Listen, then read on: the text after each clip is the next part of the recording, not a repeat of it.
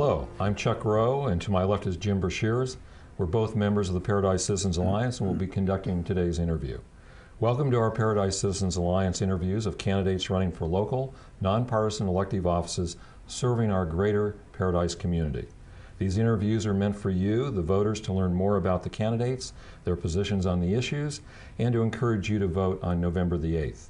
By voting, you're exercising one of your greatest rights and privileges as a citizen in our democracy. All these interviews will be posted on our website at paradiseca.org for you, the voter, to access online and view from October the 8th right up to the election on November the 8th. And with that, I'd like to introduce Maurice Huffman, or better known as Big Mo, who is running for 5th District Supervisor. Maurice, welcome. Thanks for having me here. Good to see you. Good to see you. Chuck. Good to see you, Jim. I'll lead off, Maurice, and tell us a little bit about your background. I was my father's an American GI after the war, and so I met my mother over there, is German, and so we were raised there after a short stint back at Georgia when he was in Fort Hood for a little while. And then after that, when I was 28 years old, I met Robin and came to the States to, since I did have American citizenship and all the history of a dual kind of a cultural life, I wanted to see the other side. Are you dual citizen? No, we were just American citizens. My father's American. My mother also had American citizenship at the time, okay. So I didn't, although I did ask not too long ago, I called and asked the embassy if I could get a German dual citizen. I did kind of grow up there, and they said, how fast do you run the 100 meters? And I said, well, I don't know, 30 seconds? And they said, well, if you can't get us a gold medal, there's a fat chance. So that didn't work out too well. That's good. So then, I came to the States. I came to Chico, and funny enough, this building here, where we are today, was the first job that I got, actually. Working for a California outdoor recreational product company. Oh, for heaven's sakes. Yeah. And then I got a job selling cars for a little while and just settling in and learning the ways of the new California life, and started my own business soon after that, about 20 years ago exactly.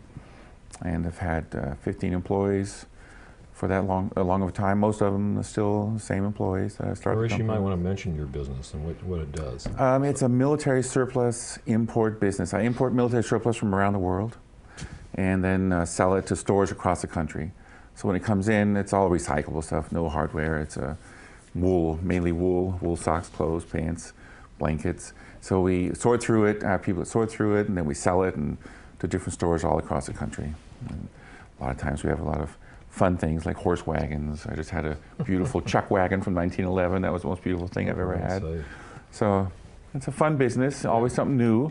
But what it takes in Butte County to keep a business going and keep it profitable and keep the employees there and keep them happy is one of the reasons why I think I'm very qualified for the supervisor job. Thank you.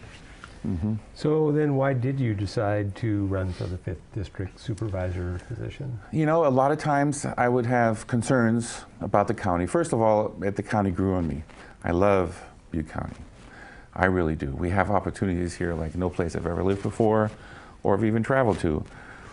With all the outdoor recreation we have, and I think a lot of business opportunity, which I learned, that was very, and just alone the climate, you can't beat the climate, the beauty of it, the lakes, the rivers, the fishing. I love fishing, and growing up in Germany in a city too. Of course, you have to, of course, there's more outdoor areas in Germany also. But I grew up in Heidelberg in the city, and coming to a place like this where I can go to a lake and be the only person on the lake all day, it just blew my mind.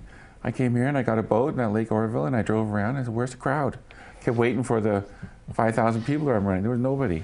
So, those kind of things really impressed me a lot. And as that went on, there were environmental issues that I was worried about, make sure our water, water is very important here. We have a lack of it many times, and then we have an abuse of it, and we have different things. And every time I would try to get some answers or had suggestions, I felt a lot of times on deaf ears.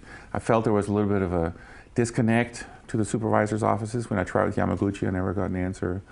Never really could get a discussion going, or and I'm not just some guy that goes up and tries to ask dumb questions or complain. I just wanted to see if with the experience that I have, I can maybe have some suggestions or maybe at least an ear.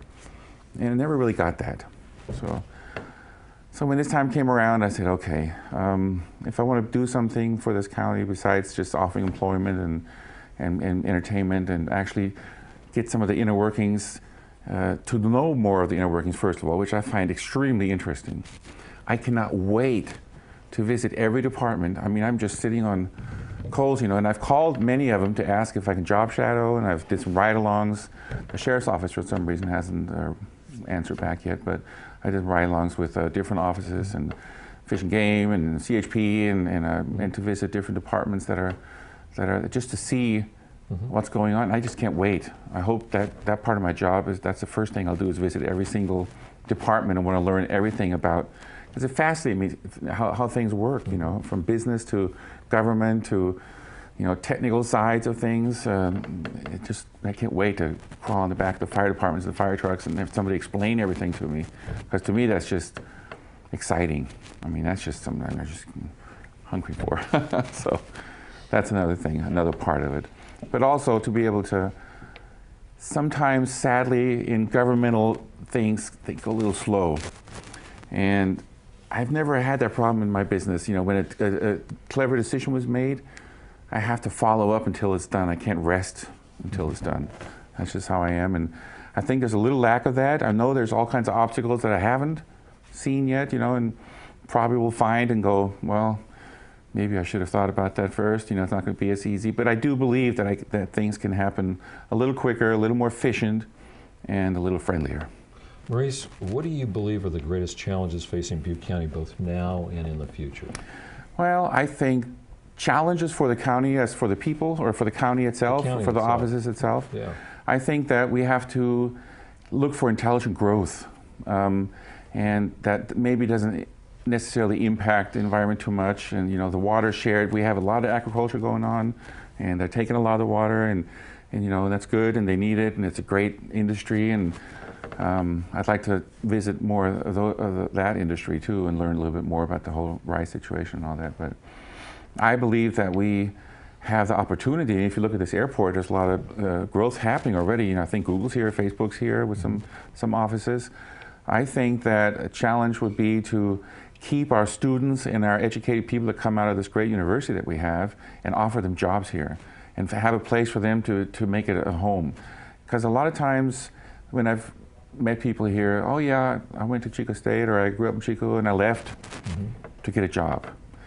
But I really wanted to come back. And so I came back because I really missed this place. So, well, they should have an opportunity here to do what they can. So I think there's a lot of growth possibilities here. And I know we have to focus on the agriculture because it's already there. We need to nurture that. But I think we really need to put a lot more effort in growing in other areas also. I'm always and will always be very concerned about our fire danger in Butte County, and really believe we have to have more proactive things going on. I talked to one of the firemen. A very tired man came into my store during this fire. He looked very tired, and just and I said, I bet you this guy's working on the fire, and I kind of asked him. He was from out of town, one of the fire departments that came in. And I talked to him a little bit, and he wasn't from the area, but he came in for the fire, and he said when he goes out to the place like he was in Lake County, he was specifically talking about that he went back to the fire years later after the really bad one, to the same places that had not done any clearing yet. And he goes, I have to go save and make a decision, the one that cleared or the one that we're going to risk everything to go there because it's got so much fuel around it. And this guy had the same problem 3 years ago when we were there. So I think a lot of that, there needs to be, I know people don't like regulations so much, but I think there needs to be a little more pressure on people to have their areas more cleared for fire safety. Escape routes, we obviously need more escape routes. You can't have enough escape routes. Funding for all the fire. I'm glad to know that we had enough. It seems like we had enough people this year running on the fires, but it's unpredictable. It's a lot up to the winds. Yep. And that's a scary thing. So, fire, employment, good employment, good housing, and the water issues. We're going to face some serious water issues if we have a couple more years of drought. And so we really, really need to work on that, and not only when it's too late. Thank you. So what do you see as the biggest differences between yourself and your opponent? One of them was obviously the fracking thing. He wanted the fracking to happen. He was for it. 70% of the voters decided against it, as I did when it was up there. And I don't understand how they're spending $600,000 on a lawsuit to keep a casino from getting built, or some people using their land. You know, there's a few issues like that I've learned over the time.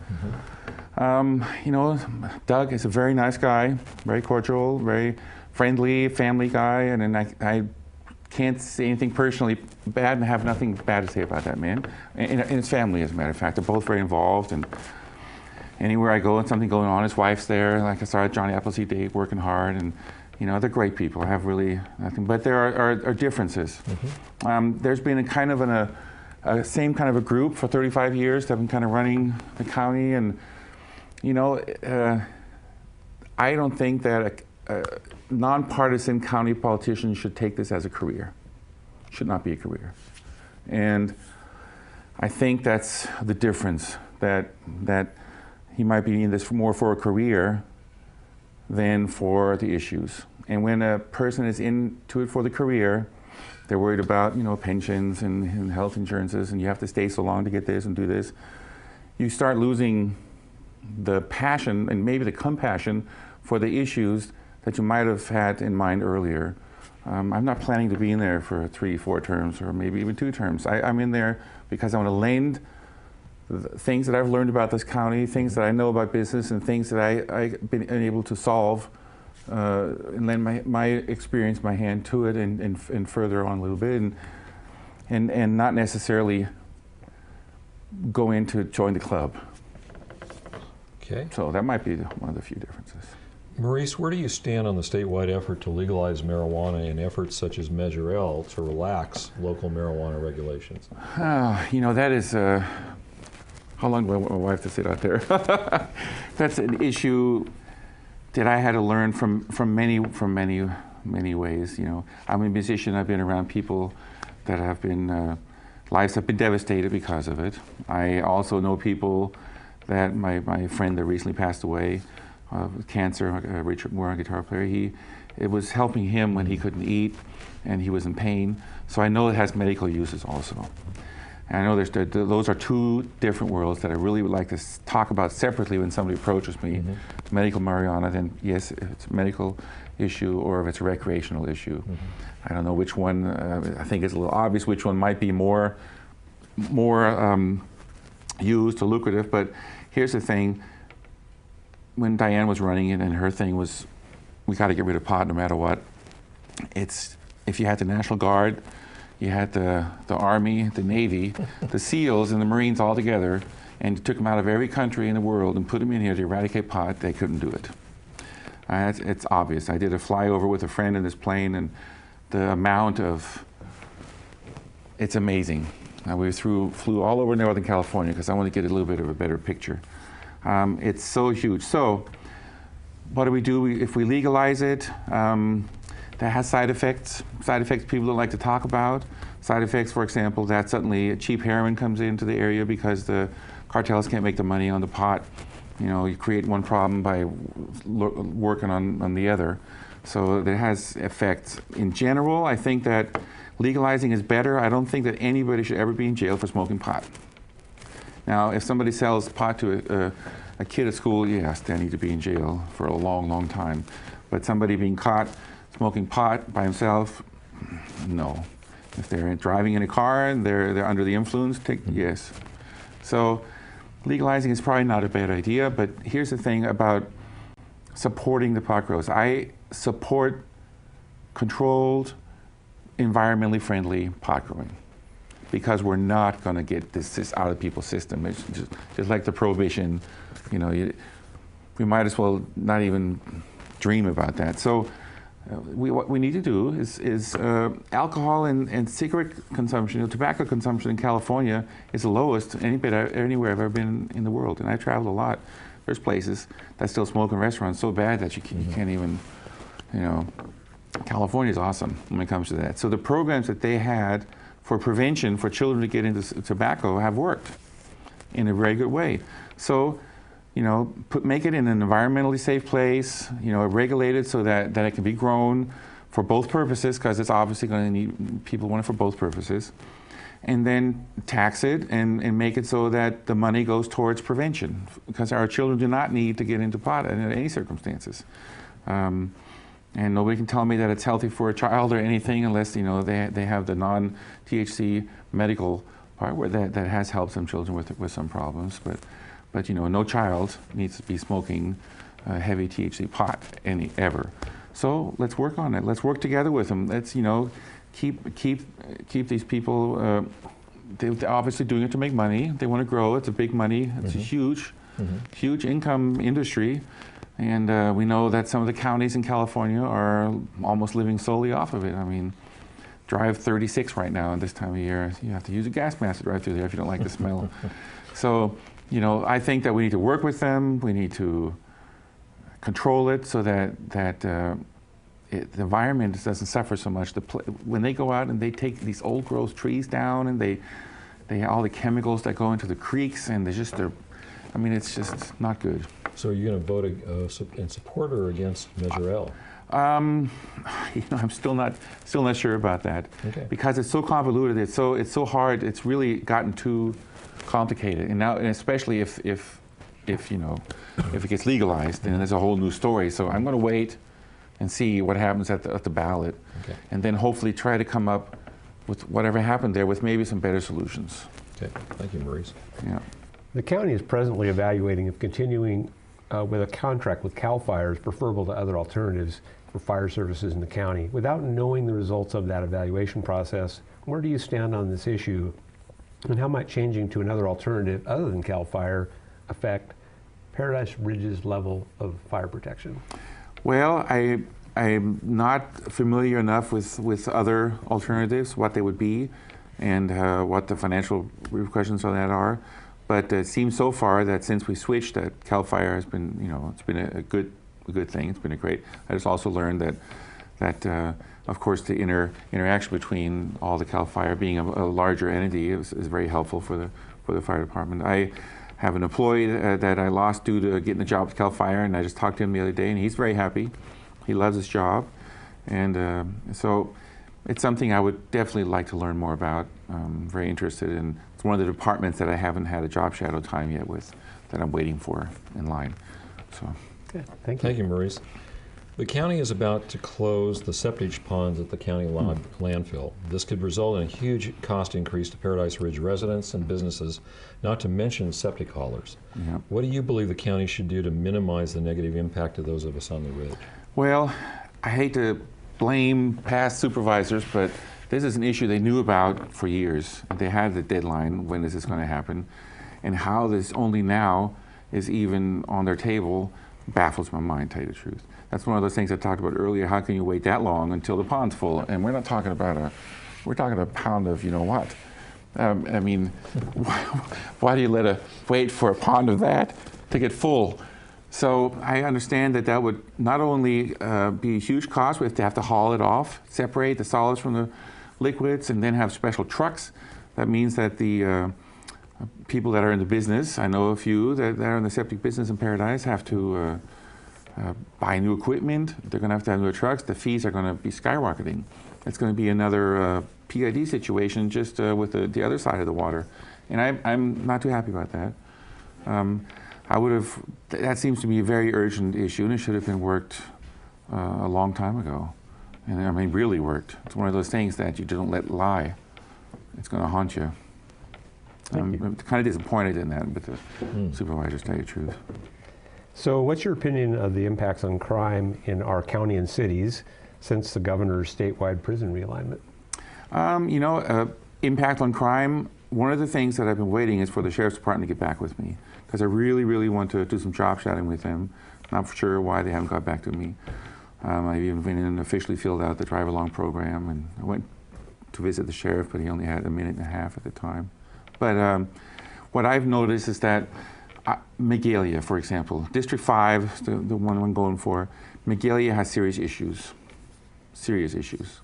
There's not a person that has approached me in McGill that hasn't come up right away with the meth and problems and the smelling the ether when they walk by someplace, or having not enough staff up there. Sheriffs, it needs way more attention up there. If that's related necessarily to that, I'm not sure. I don't think that I personally have noticed more crime, or that if McGill has gotten worse because of it.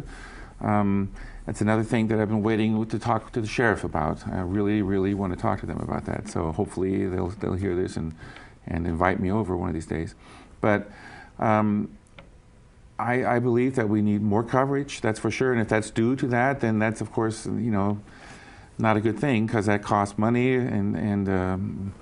But it seems to me, of course, only since I've been running for this position, of course, more people talk to me. So I've been hearing more and more about crime, and a lot in Magalia. We need more coverage in Magalia, for sure. Well, Maurice, this is your opportunity to speak directly to the voters. All right. And to let them know why they should support you for supervisor on November the 8th. All right. Well, we all know that this election is a heated election. Luckily, I'm not in the partisan part of that election, because it wouldn't be so much fun.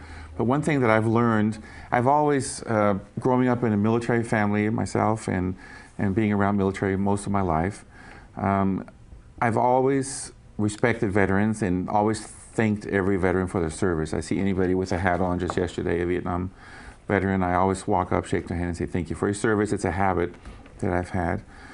Because I respect the military so much, growing up in the military and working with the military myself for many years as a GS employee. So what I've realized now, though, is that I'm going to walk up to county employees and to politicians and do the same thing. I've learned that this is also a service. And of course, this position is paid, don't get me wrong, but there's a lot of positions that aren't paid, or paid, compared to what their time is. A politician, a county employee provides a service, and they do this not only because of monetary things. They do it because of a true belief in wanting to do something for your fellow citizens, and that's where I come from. I come from the side of doing this not for any kind of a political gain or party issue gain. I live in a beautiful county. I see solutions for things that are hidden our way. I love working on budget problems. I love working with employee problems, issues. It's something I've always done and had a great time doing with my employees that have been with me for a long time.